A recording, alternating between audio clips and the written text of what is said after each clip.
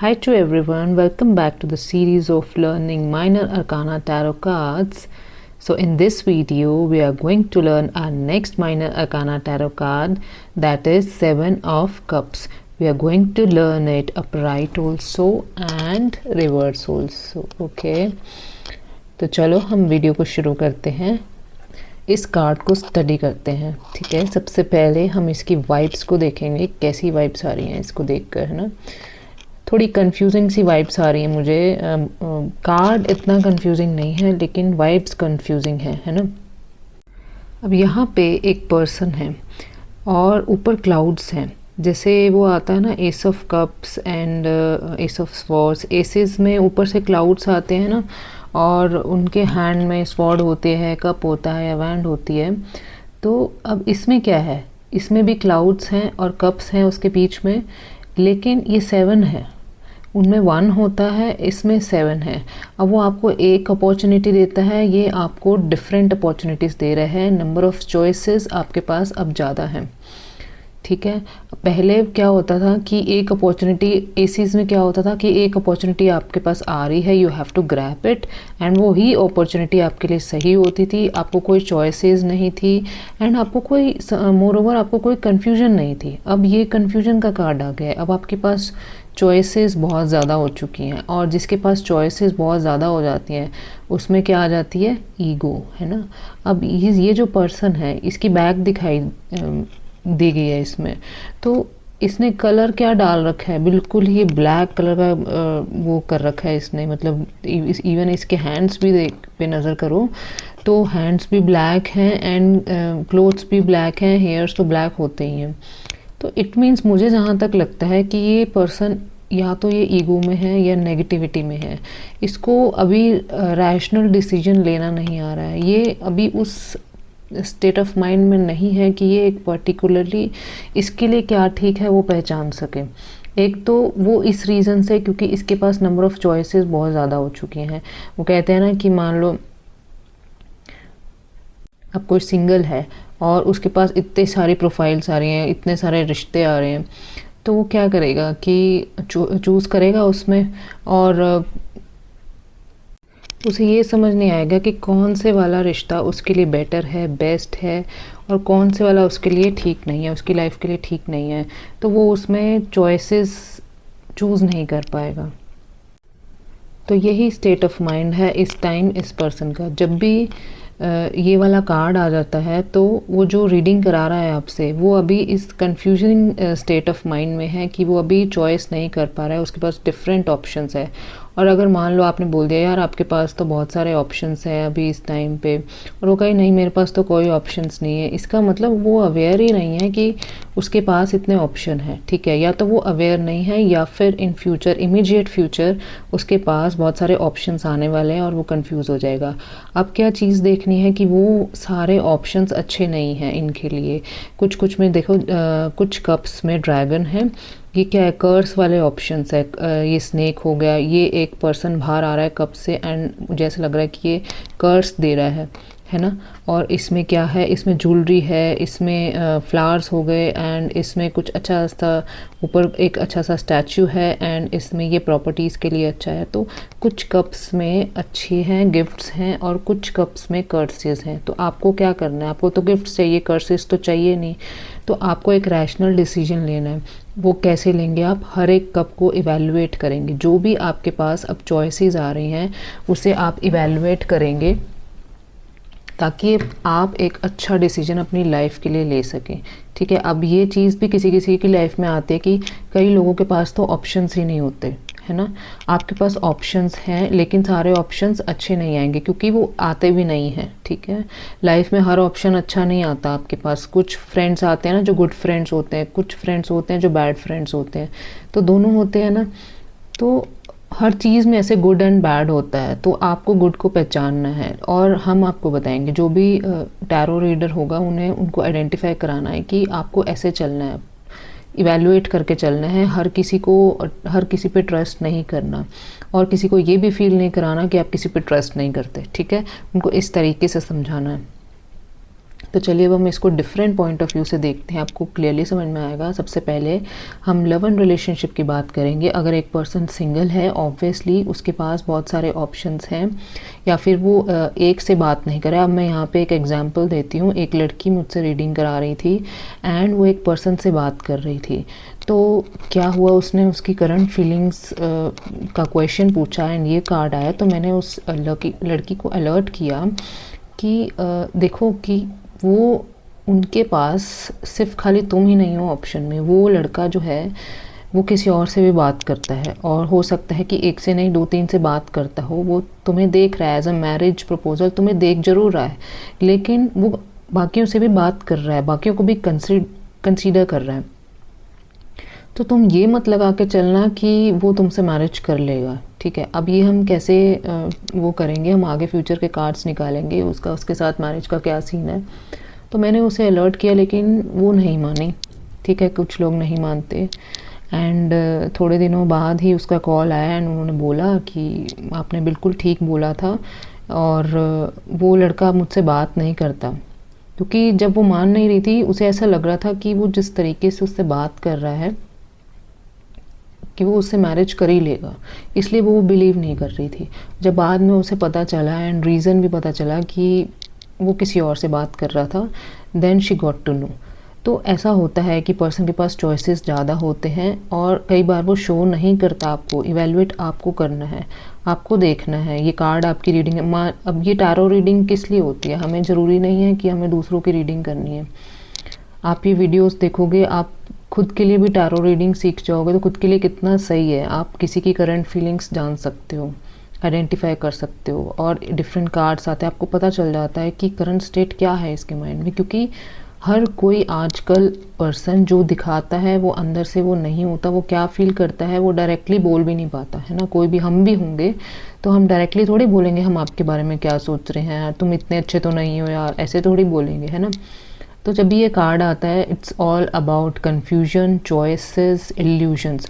हाँ, एक चीज़ और है कि ये जो कार्ड है ये इल्यूजन्स का कार्ड भी है, डे ड्रीमिंग। अब मान लो आपके पास कोई चॉइसेस नहीं है, लेकिन आपके माइंड में तो बहुत सारी चॉइसेस चल रही है कि मुझे ये भी मिल जाए, वो भी मिल जाए, है ना, पैसे भी मिल जाए, क्लोथ्स भी मिल जाए, ज्वेलरी भी मिल जाए, सब मिल जाए मेरी लाइफ में, तो सब कुछ आ जाए। लेकिन आपका एफर्ट है ज़ीरो। एफर्ट तो आप कर नहीं रहे हैं, डे ड्रीमिंग करते जा रहे हैं। तो आप उनको समझाना है कि आप अपने एफर्ट्स पे फोकस करो, क्योंकि क्लाउड्स हैं, इसलिए डे ड्रीमिंग का कार्ड मैं कह रही हूँ। क्लाउड्स यही वो करते हैं ना कि माइंड में आपने क्लाउड्स चला लिए कि एक दिन तो मैं ऐसा सक्सेसफुल पर्सन बन जाऊँगा कि बस फिर सब लोग देखेंगे, है ना। वो आपके माइंड में बना रहे हो आप, क्योंकि आपके एफर्ट्स तो ज़ीरो आ रहे हैं, आप हार्ड वर्क तो कर नहीं रहे हो। तो चलो हम लव एंड रिलेशनशिप वाले पॉइंट पे थे, सॉरी बीच में ये डाल दिया मैंने। तो अगर आप ऑलरेडी किसी रिलेशनशिप में है, इट मीन्स कोई ना कोई आपका पास्ट जो था वो आपकी लाइफ में वापस आया है, एंड आपने उस चीज़ को कंसीडर किया है, एंड आप अब जो आपका करंट रिलेशनशिप है उसको इस वजह से डिस्टर्ब कर रहे हो, ठीक है। ये कार्ड तभी आता है, आपका पास्ट, कोई भी पास्ट आपका आपकी लाइफ में है, मान लो उसका मैसेज आ गया, कॉल आ गया, तो आपको वो भी थोड़ा सा अच्छा लगने लगा है, तभी आपकी ये चॉइसेस वाला कार्ड खुल गया, है ना। तो आप क्या कर रहे हो कि कंपेयर कर रहे हो अपने पार्टनर को उसके साथ, एंड आपको लग रहा है कि यार ठीक है, बात हो रही है दोनों से, ठीक है, बहुत चिल से। आपका जो एटीट्यूड है ना वो वैसा, जब चॉइसेस हाथ में आ जाती है ना, तो उस पर्सन का एटीट्यूड ऐसे हो जाता है कि मुझे तो कोई फ़र्क नहीं पड़ता, ये बात करेगी तो ठीक है, एंड नहीं तो किसी और से बात कर लेंगे, ये वाला एटीट्यूड आ जाता है। तो आपको इस चीज़ में संभलना है, क्योंकि मतलब किसी स्नेक ने आपको डिच कर लिया ना, then you will get to know कि क्या होता है, मतलब चॉइसेस के साथ ऐसे करना, है ना। तो आप अपने करंट रिलेशनशिप को इसी वजह से ख़राब कर रहे हैं। आपको अपने पास्ट को पास्ट ही रहने देना है, उसको करंट में नहीं लेके आना, ओके। नेक्स्ट अब हम करियर की बात करते हैं। करियर में भी चॉइसेस का है। तो अगर आप जॉब ढूंढ रहे हैं, तो आपको समझ में नहीं आ रहा यार मैं कौन सी जॉब ज्वाइन करूं, आप बहुत सारे इंटरव्यू देने के लिए जा रहे हैं, डिफरेंट चॉइसेस हैं आपके पास, लेकिन यू आर रियली कंफ्यूज कि कौन सी जॉब को ज्वाइन करना है। आप कैसे कन्फ्यूजन दूर करनी है, इवैल्यूएट करना है। आप जाइए, आप उनका एक दो पर्सन से भी पूछ सकते हैं कि यहाँ का एनवायरनमेंट कैसे है। अब आपको देखने में सब अच्छी लगेंगी। अब ये जो ड्रैगन है इसको देखने में अच्छा ही लगेगा, लेकिन इसके अंदर ड्रैगन है इसको नहीं पता है ना। तो आपको देखना है कि कौन सी गिफ्ट्स वाली हैं और कौन सी कर्सेस वाली हैं। आप इवेलुएट कीजिए कैसे कर सकते हैं कि आप किसी पर्सन से पूछ सकते हैं, वहाँ जो वर्कर्स काम कर रहे हैं, एम्प्लॉयज़ हैं, उनके एम्प्लॉयज़ से इन्फॉर्मेशन ले सकते हैं कि आपका वर्क कल्चर कैसा है। अगर आपको सूटेबल है, हो सकता है उनको सूटेबल हो, आपको ना हो, है ना। तो अगर आपको सूटेबल है तो आप ज्वाइन कीजिए, अदरवाइज़ ना कीजिए, है ना। तो ये कार्ड जब आता है, मेनली हमारी ड्यूटी क्या बन जाती है कि उसको अलर्ट करना कि आपके पास चॉइसेस डिफरेंट आएंगी, but you have to evaluate कि आपको कौन सी ग्रैब करनी है ना। गलत ग्रैब करेंगे तो आपकी लाइफ में गलत इफ़ेक्ट आएगा, पॉजिटिव अट्रैक्ट करेंगे तो आपकी लाइफ पॉजिटिव होगी, है ना। और ये हम कैसे कर सकते हैं कि आप उन्हें बोलिए कि आप दोबारा, जैसे आप कोई जॉब ज्वाइन करने वाले होते हैं, आपको पसंद आ गया, तो आप उस पर्टिकुलर जॉब की भी रीडिंग कर सकते हैं कि ये जॉब इनके लिए ठीक रहेगी या नहीं। तो उससे पता चल जाएगा कि हाँ ये वाली ठीक रहेगी, है ना। लेकिन आपको रॉन्ग चॉइस को ग्रैब नहीं करना, ठीक है। और अगर आप बिज़नेस पर्सन हैं, इट मीन्स आप एक तो डे ड्रीमिंग बहुत ज़्यादा करते हैं, आपको बिज़नेस में थोड़ा सा प्रोजेक्ट आपके पास ज़्यादा है, आपके पास अपॉर्चुनिटीज़ भी बहुत ज़्यादा आती हैं, ऑर्डर्स भी बहुत ज़्यादा आते हैं, लेकिन कुछ ऑर्डर्स की पेमेंट नहीं आती, ड्रैगन कार्ड जाता है ना। तो आपको अब यही है ना, मतलब आपको उनको अलर्ट करना है कि आपको एक तो या ऐसे कर सकते हो ना कि क्रेडिट पेमेंट नहीं करनी है, कैश पे ही करनी है, मतलब ऑन द स्पॉट पेमेंट करनी है। तो आप इस चीज़ को ऐसे ही अवॉइड कर सकते हो। और दूसरा मीनिंग इसका ये होता है कि आप डे ड्रीमिंग बहुत ज़्यादा करते हो, कि आप अपने बिज़नेस में चेयर पे बैठे बैठे ये सोचते हो कि मैं ये भी कर लूँगा, वो भी कर लूँगा, मैं ऐसे करता हूँ, ये मशीन लगा देता हूँ, वो लगा देता हूँ, एंड एफर्ट्स आपके ज़ीरो हैं, डे ड्रीमिंग बहुत ज़्यादा है। बट जो लोग बिज़नेस कर रहे होते हैं उनका ये कार्ड कम ही आता है, जो करने वाले होते हैं उनका ये कार्ड ज़्यादा आता है, क्योंकि उनके दिमाग में होता है यार नहीं इसमें ज़्यादा प्रॉफिट है, नहीं यार इसमें ज़्यादा प्रॉफिट है। तो उन्हें समझाइए कि एक पर्टिकुलर फील्ड में को चूज़ कीजिए आप, तभी आप उसमें आगे बढ़ पाएंगे। और जो वो चूज़ करते हैं, मान लो ऑप्शंस दिए उन्होंने, मेरे पास एक ऐसी रीडिंग आई थी कि उन्होंने बोला कि मैं मेडिसिन का कर लूँ या फिर मैं एक पार्लर खोल सकता हूँ, एंड एक आधा ऑप्शन उन्होंने मेरे को कहा कॉन्ट्रैक्टर का। 3 ऑप्शंस उन्होंने दिए, उनका ये कार्ड आया था। तो मैंने उनको बोला था कि आपके माइंड में ना कोई पर्टिकुलर ऑप्शन नहीं है, 3-4 चीज़ें आप अपने माइंड में लेके बैठे हो कि मैं ये भी कर लूँ वो भी कर लूँ। तो उन्होंने कहा हाँ बिल्कुल ऐसा ही है। तो फिर मैंने उनके तीनों की रीडिंग करी कि कौन सा ऑप्शन उनके लिए बेस्ट रहेगा। तो मैंने उनको बताया कि आप इस वाली फील्ड में जाइए, ये आपके लिए प्रॉफिटेबल रहेगी। तो ऐसे ऐसे आप रीडिंग कर सकते हैं, ठीक है। अब कोई शेयर चूज़ करने के लिए बोले कि शेयर मार्केट में हम पैसा लगाएं या ना लगाएं, तो उन्हें बोलिए कि आप प्रॉपरली स्टडी कीजिए, क्योंकि अगर आप पैसा लगा देंगे तो कुछ शेयर आपको नेगेटिव इम्पैक्ट देंगे एंड कुछ शेयर आपको पॉजिटिव इम्पैक्ट देंगे। कुछ में प्रॉफिट होगा, कुछ में नेगेटिविटी में आ जाएंगे। तो आपका क्या होगा, ब्रेक इवन पॉइंट आ जाएगा, no profit and no loss, क्योंकि कुछ कप्स अच्छे भी हैं और कुछ बुरे भी हैं। तो आपको क्या करना है कि पूरे जो आप शेयर खरीदते हैं, बाय करते हैं, तो आपको उसकी पूरी नॉलेज होनी चाहिए, तब भी आप बाय करेंगे, अदरवाइज़ आप बाय नहीं करेंगे, क्योंकि ये आपकी किस्मत इतनी अच्छी नहीं है कि आपको सभी कप्स में प्रॉफिट ही मिलेगा। Okay, the same in case of in property का कोई क्वेश्चन आ जाता है तो भी आप पूरी लोकेशन देखिए, ये देखिए कि उसके पेपर, उसका टाइटल क्लियर है कि नहीं, ठीक है। मतलब सारी चीज़ पेपर्स वगैरह देख के प्रॉपर्टी लीजिए, क्योंकि कुछ भी हो सकता है। कई बार ऐसा होता है कि फ्रॉड भी होते हैं, कुछ लोग जिनके पास सेल डीड नहीं होती वो ऐसे ही दे देते हैं प्रॉपर्टी, तो आपको देख के लेना है, ठीक है।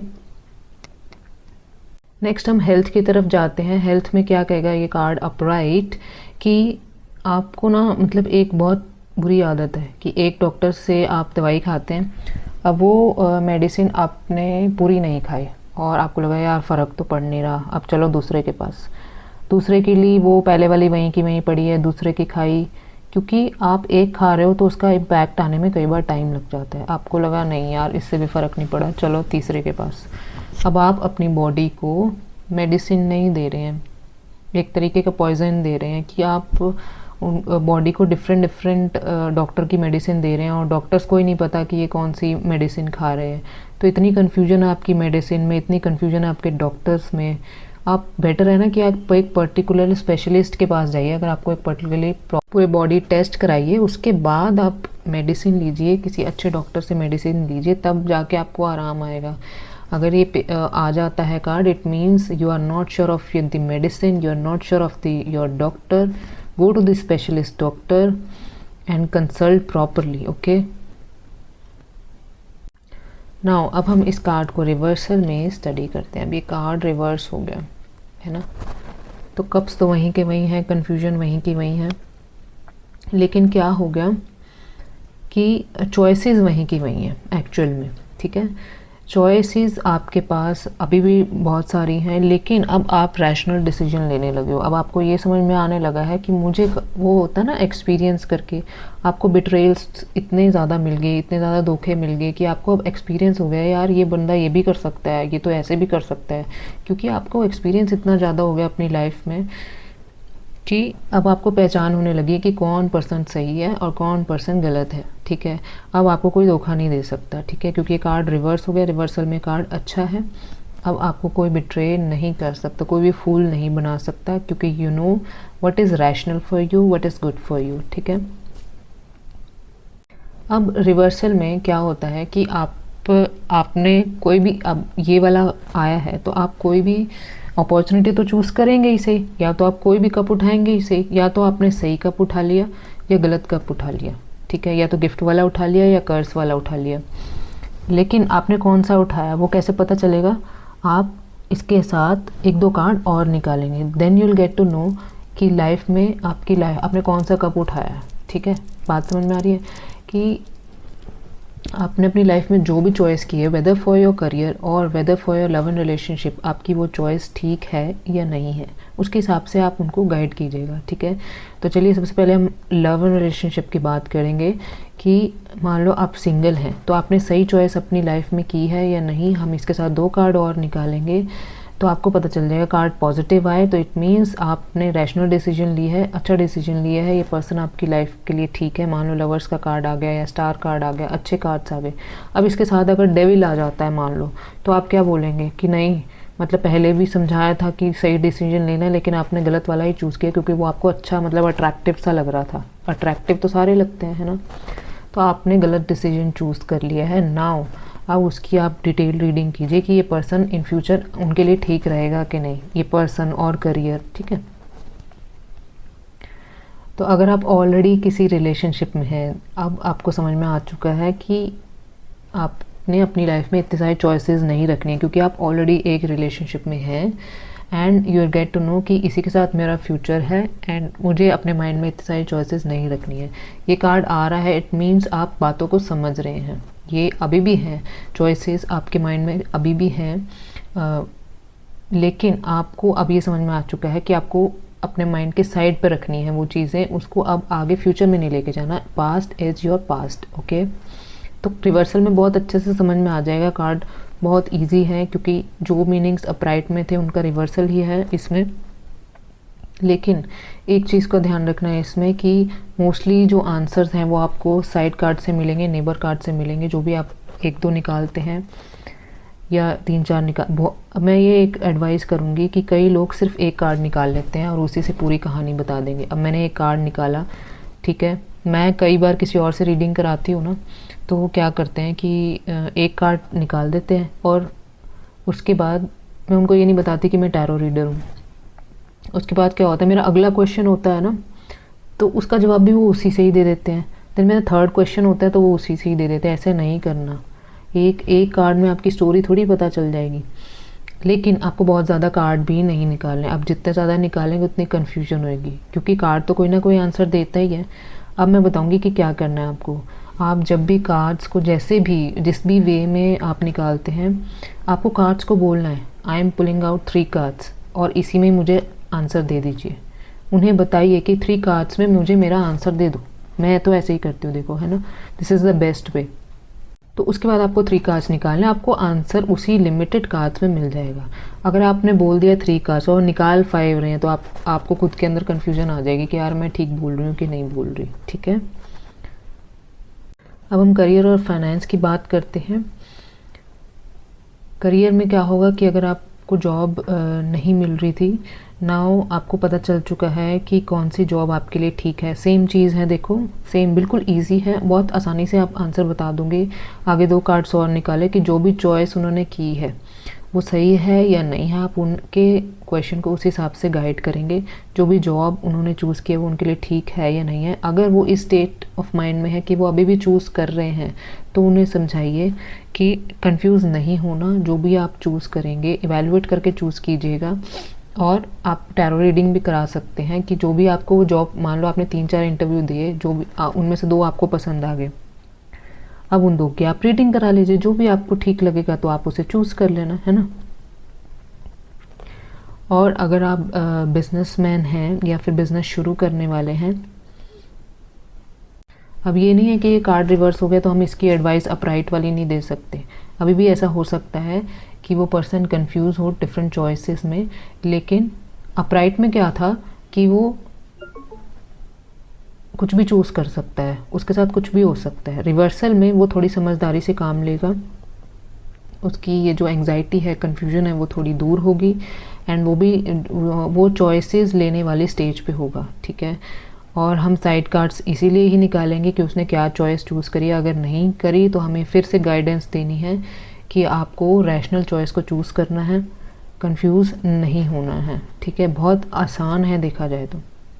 Same in case of property and shares, जो मैंने अपराइट में बताया था कि आपको स्टडी करके करना है जो भी करना है ना।